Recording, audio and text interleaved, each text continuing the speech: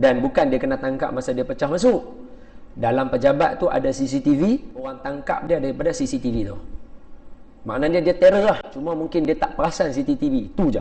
Sebab dia budak. Tapi untuk umur 11 tahun, bagi saya, berjaya buat macam tu, kira terror lah. Jadi cikgu pengetua kata, bila dia masuk daripada sekolah pengasih, dia masuk sekolah jubana, jumpa dengan pengetua, benda mula sekali pengetua nak tengok dia ni terror, level mana terror dia tu sampai 28 biji rumah. Pengetua ambil ni, pedai ayam tu, padlock tu, solek tu, bagi, lempak bagi kat dia. Hang buka aku nak tengok. Dia boleh buka pedai ayam tu hanya menggunakan pin 2 tu sekelip mata sahaja. Terror tak terror dia? Dan aku tahu hangpa semua tak terror. A'udzu billahi minasyaitonir rajim. Saya pergi satu sekolah. Tak tahu hangpa biasa singgah ke tak. Tapi kalau hangpa singgah sebagai lawatan, bolehlah. Janganlah pergi singgah masuk. Sekolah dia adalah Sekolah Juvana Sungai Besi.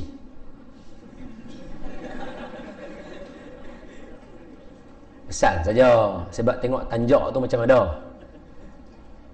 Saya singgah dekat Sekolah Juvana Sungai Besi. Saya duduk tahun situ bagi kuliah. Tengah saya bagi kuliah, habis saya bagi kuliah, cikgu besar dia, pengetua dia mai. Sebab Sekolah Juvana untuk budak 13 tahun ke atas sampai umur 18 haji. 18 tahun ke atas dia kena keluar masuk penjara. Boleh faham ah?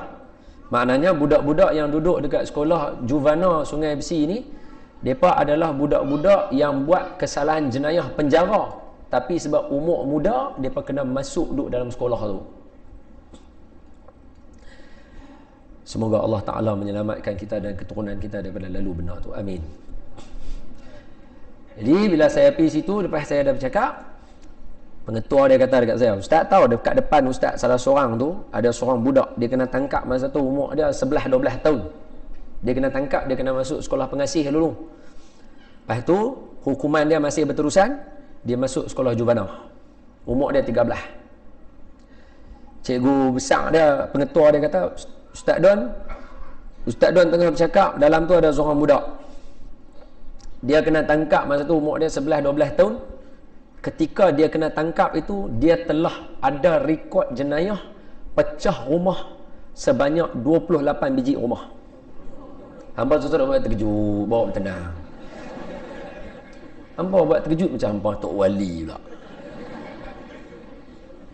Bawa tenang. Maknanya budak ni seawal 11-12 tahun dia telah melakukan kes jenayah, dan kata pengetua, Ustaz, budak ni terror tak terror? Kalau dia pecah masuk satu rumah, dia boleh bawa keluar daripada rumah tu kurang-kurang 2-3 ribu ringgit. Maknanya benda-benda yang dia curi tu benda-benda valuable. Tapi masa dia kena tangkap bukan masa dia pecah rumah, Ustaz. Dia kena tangkap masa dia pecah masuk pejabat.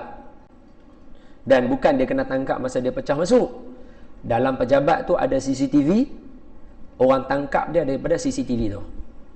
Maknanya dia terror lah. Cuma mungkin dia tak perasan CCTV. Tu je. Sebab dia budak. Tapi untuk umur 11 tahun, bagi saya, berjaya buat macam tu, kira terror lah. Jadi cikgu pengetua kata, bila dia masuk daripada sekolah pengasih, dia masuk sekolah jubana, jumpa dengan pengetua, benda mula sekali pengetua nak tengok dia ni terror, level mana terror dia tu sampai 28 biji rumah. Pengetua ambil ni, pedai ayam tu, padlock tu, solek tu, bagi, lempak bagi kat dia. Hang buka aku nak tengok. Dia boleh buka pedai ayam tu hanya menggunakan pin 2 tu sekelip mata sahaja. Terror tak terror dia? Dan aku tahu hangpa semua tak terror. Termasuk diri saya. Dia tak terror. Maksudnya bila dia boleh buka lagu tu, dia terror lah. Kita tak terror. Kita kena mengaku ada benda yang kita tak terror. Dia boleh buka semua jenis pedai ayam bagi kat dia boleh buka. Kemudian pengetua tanya dekat dia, kalau macam tu, apa benda yang hang pakai yang hang boleh buka pejabat tu? Sebab pejabat tu tak ada pedai ayam. Pejabat tu pakai 6 digit nombor password. Okey, titik dulu, kena habang dulu bagi semua orang tahu kat sini. Saja bagi hampa gerun sikit supaya hampa berakai, orang kata. Apa dia? Sekolah jenis macam ni, polis akan 24 jam masuk.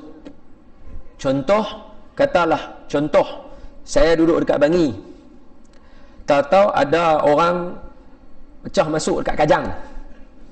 Depa trace orang yang dekat Kajang yang pecah masuk ni, link dia dengan geng-geng sekian-sekian nama geng. Geng tu biasa kena tangkap, duk ada dalam sekolah juvana. Polis akan tala pergi sekolah juvana tu dulu, cari budak ni dulu. Panggil dia masuk bilik, interrogate dulu dengan dia. Tapi sebab depa budak, dia tak ada sampai hentak meja, patahkan kerusi, tak ada. Dia cuma geretak saja sebab nak dapat tahu. Ni geng hang. Hang bagi tahu kat aku berapa orang lagi duk ada. Tu sekolah ni. Dan sekolah ni juga tempat orang nak tahu kaedah-kaedah terbaru, perancangan-perancangan orang-orang yang tak berapa sihat ni lah kita kata. Nak tahu cara pecah rumah yang baru lagu mana, nak tahu cara tahu password baru macam mana, semua tahu tentang situ. Budak-budak ni akan cerita, dia akan bagi tahu geng dia. Okey, titik dulu. Saya sekadar nak memanjangkan cerita yang saya dapat daripada Pusat Pungutan Zakat belah wilayah persekutuan. Saya tahu ni duk ada live, saya tahu benda ni ada, saya cuba berlapik supaya tidak ada mana-mana pihak, cuma sekadar peringatan saja untuk kita. Dengar elok-elok. Saya kita sambung cerita budak tu, tak habis lagi cerita budak tu. Tapi nak alang-alang dah duk sebut kata sekolah ni kena interrogate apa duk main bala tu, saya bagi tahu siap-siap supaya kawan-kawan beringat, supaya orang perempuan ni masa depan banyak lagi duk ada, pilih laki yang elok-elok untuk diri hamba. So pilih cemerkap ikut dan. Pengetua tu habaq dekat saya, dia kata, "Ustaz, kita bila duduk di sekolah juvana ni, ada dua benda yang kita jadi problem untuk kita. Satu, problem yang orang semua maklum. Apa dia? Budak bermasalah, macam mana kita nak settlekan dia. Okey, boleh faham budak ada buat problem, macam mana kita nak stop problem. Budak-budak kadang-kadang budak pandai. Budak sekolah sains, budak kelas account, budak yang skor. Dia jadi tak reti nak beza antara benda yang boleh merosakkan masa depan dia dengan benda yang boleh bagi kebaikan pada dia. Dia tak boleh beza. Okey, itu satu problem. Dan itu nanti kita cerita sekali lagi. Problem yang kedua ni antara problem yang besar juga. Apa dia? Setiap budak dia akan ada keinginan berubah. Bila mana dia berubah, dia perlukan bantuan keluarga. Ada budak-budak yang masuk sekolah juvana ni, Ustaz, mak bapak tukar alamat, tukar nombor telefon, sekolah tak boleh cari keluarga dia di mana. Bila dia habis urusan dia dekat sekolah juvana, cikgu tak boleh ambil bela dia apa semua, tak boleh. Jadi orang hantar dia luar pagar aja. Dia keluar pagar, pintu pagar tutup.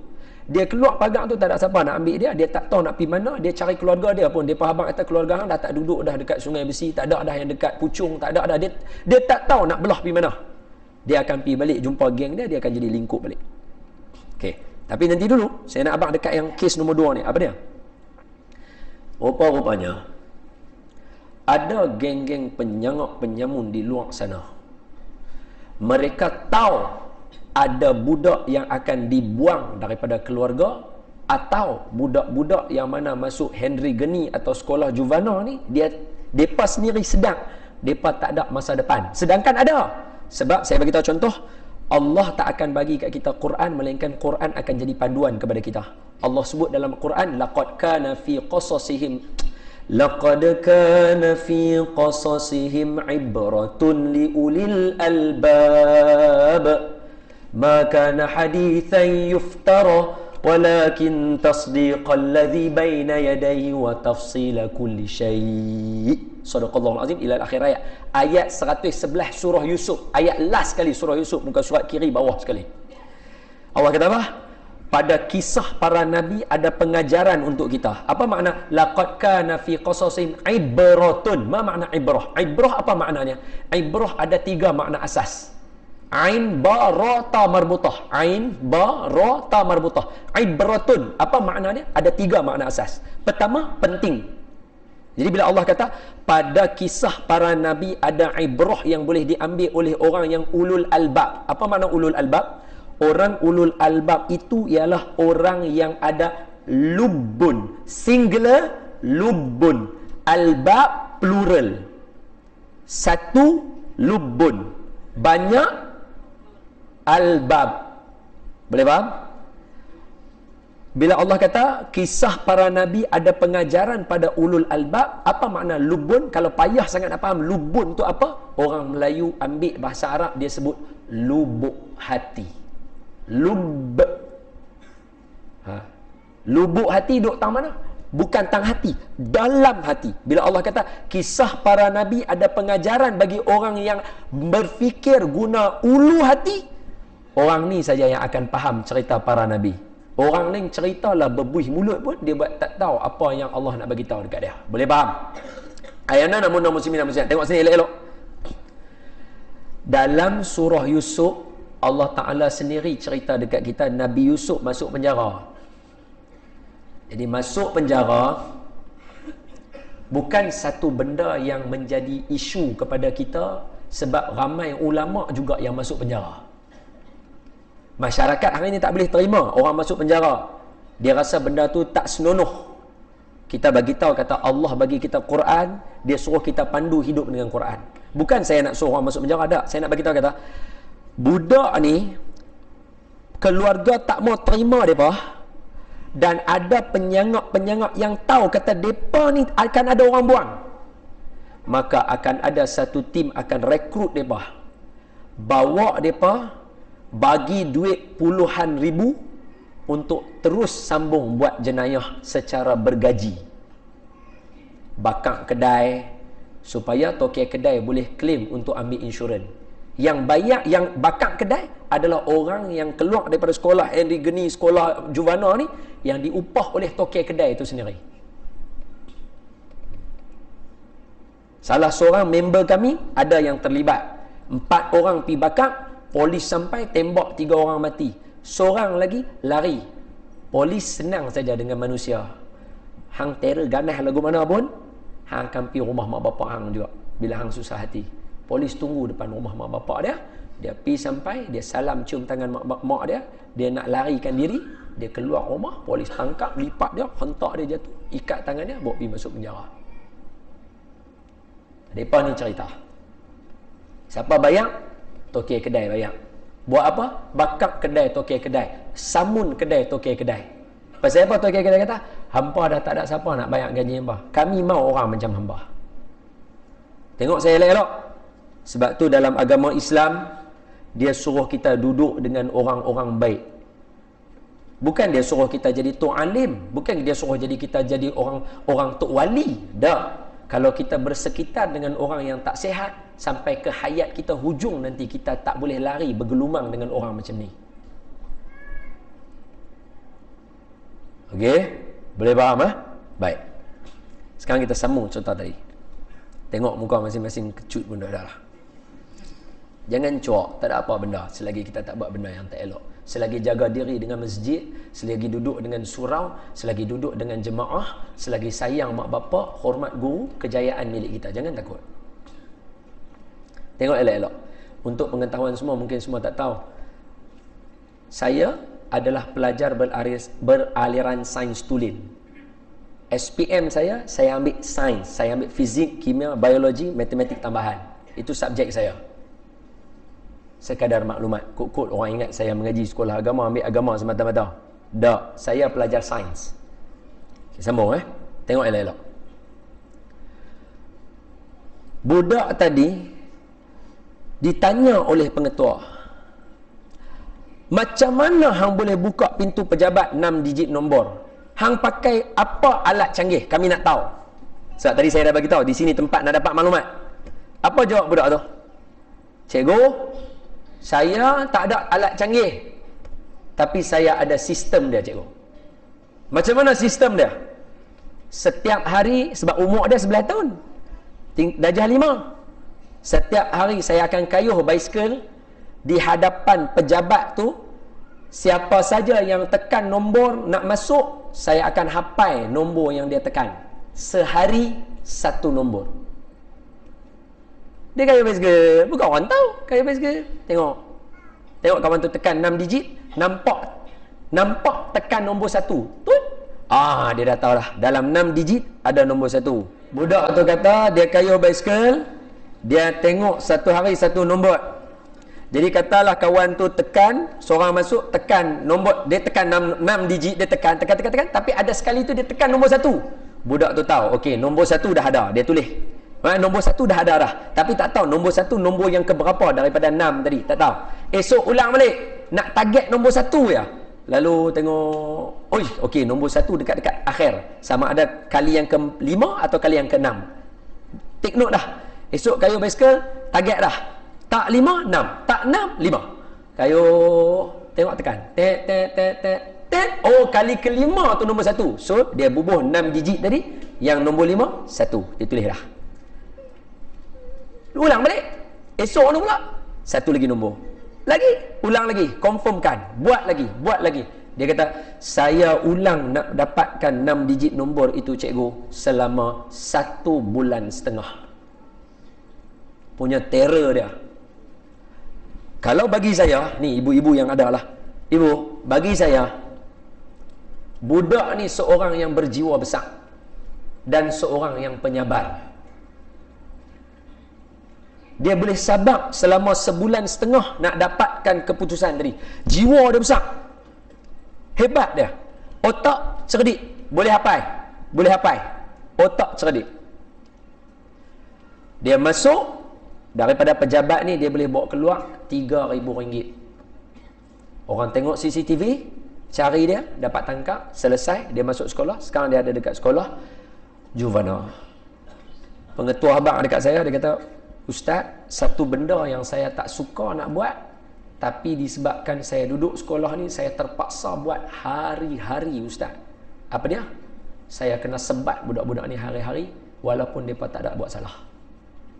Pasal mereka duduk dalam sekolah tu. Sebab dia. Okey. Titik. Pengajaran. Tengok Tapi pengajaran kita dalam bentuk soalan. Soalannya ialah,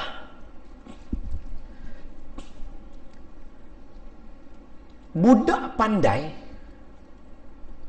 budak berjiwa besar, pasal apa buat kerja lagu tu?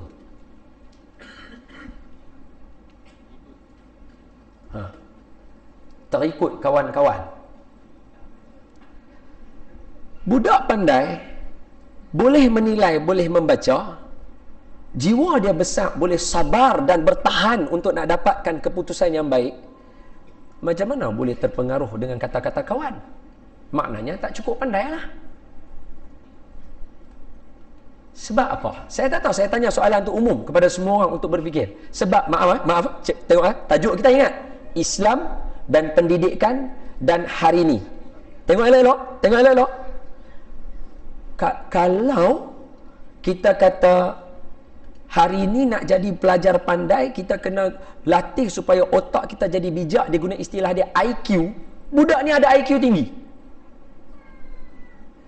Kalau kata nak bina dan didik budak mempunyai jiwa yang besar supaya dia boleh kontrol negara, jaga negara, budak ni berjiwa besar. Apa sebab dia jadi macam tu?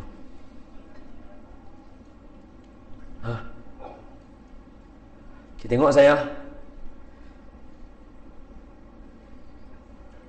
Jawapan dia, saya maaf, ni sebab ada kakak-kakak dengan abang-abang, sebab tu saya cakap benda ni. Okey? Bukan maknanya hampa jahat, jangan silap. Aku bagi contoh, andai kata hampa terguris hati, aku boleh minta maaf lala ni juga. Kalau aku bagi contoh orang lain, jahanam hidup aku nanti. Boleh faham? Tengok sama macam kita di sekolah. Cikgu yang sama, hampa kan ada senior-senior. Apa saya bercakap, cuba relate dengan senior kita. Cikgu yang sama, classroom yang sama, subjek yang sama. Pasal apa? Ada senior kita yang keluar dia jadi bagus, ada yang keluar jadi tak bagus. Kalau nak kata cikgu ajak tak betul, kawan ni jadi elok. Kalau nak kata ada sebab masalah classroom atau facilities, kawan ni, senior ni jadi bagus. Hanya satu sahaja jawapan yang ada, yang orang tak boleh nak jawab, dan tapi itulah jawapannya. Apa dia? Untuk menentukan seseorang itu menjadi satu orang yang berguna kepada agama, bangsa dan negara, maksudnya masyarakat, kampung, keluarga, semua, bukan sahaja terletak pada IQ, memang IQ penting. Bukan terletak pada emosi dan jiwa yang besar, tetapi dia ada satu lagi nama dia. Itu ialah dalam istilah bahasa Inggeris dia panggil spiritual, dalam bahasa agama dia panggil iman. Sebab itu Nabi bagi tahu tak akan berzina satu orang ketika mana dia berzina itu dia ada iman. Tak akan mencuri seseorang ketika mana dia mencuri itu dia ada iman. Tak akan buat sesuatu benda kotor seseorang melainkan ketika mana dia buat itu dia ada iman, dia tak akan buat. So topik pendidikan dan Islam paling asas dia nak bina adalah iman kepada Allah, Rasul, malaikat, Quran, hari akhirat dan juga qada dan qadar. Kalau makin pi sekolah makin tak percaya dengan Tuhan, makin pi sekolah makin tak tahu kata kita ada malaikat kiri kanan, makin pi sekolah rasa tak mau baca Quran, dah tinggal dah. Boleh jadi ada yang dah seminggu tak baca Quran, ada yang dah sebulan tak baca Quran. Nasib baik nak SPM dengan PMR ya baca Yasin. Betul tak saya dah sebut? Kalau makin kita duk buat, makin duk belajar, tiba-tiba kita rasa kita jauh daripada agama, akan ada something wrong dalam pendidikan kita.